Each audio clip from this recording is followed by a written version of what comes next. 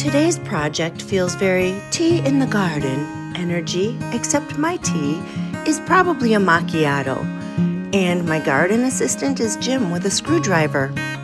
We're putting together our Vego garden 17-inch tall raised bed kit in a pearl white, and the very first step is oddly satisfying. Jim's peeling off, and I helped him too, that protective plastic film from the panels.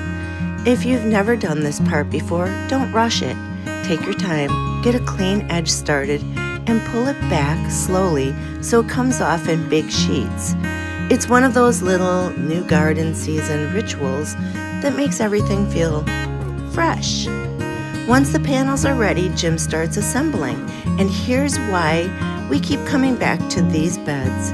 We've built 10 of them in our yard so far, and in different shapes and sizes, and after using them for both flowers and vegetables, we decided we needed one more. Dolly decided so too. This one is officially our tomato bed. I love that this kit is modular, so you can choose the configuration that fits your space instead of forcing your garden to fit the bed.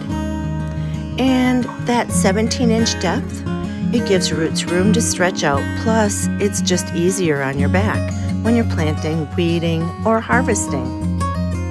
Now for my favorite part, what goes in the bottom. First thing, we lay down a layer of cardboard. Yes, Amazon boxes, because of course. It's a simple little trick that helps smother weeds and grass underneath, and it breaks down over time right into the soil.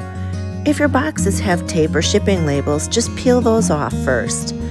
Then we give the cardboard a good soak with the hose so it stays put and starts softening right away. And then we build our English garden meets German practicality base, the Hugelkultur. That word basically means you create a layered ecosystem inside the bed. We start with chunky branches and wood at the bottom. We had a ton from spring cleanup, so that was helpful. Then smaller twigs and yard debris. Then leaves and compostable bits. And finally your soil on top. Over time, that wood breaks down slowly and helps hold moisture like a sponge, which can be really helpful during hot stretches. It's also a smart way to use what you already have instead of hauling it all away. A couple quick tips if you try it. Avoid treated or painted wood, skip black walnut, and water the layers as you go so everything settles nicely. And don't be surprised if you need to top off with a little extra soil after the first few rains. It's normal for the bed to compress a bit. This is exactly why we love these beds. They're beautiful, they're sturdy, they're easy to work in, and they turn spring cleanup leftovers into something that actually helps your garden thrive. Friendly reminder, I'm an Amazon influencer, which means I may earn a small commission when you purchase through my link, at no extra cost to you. Your support helps me keep creating cozy, helpful reviews just like this one. Thank you so much. I appreciate you.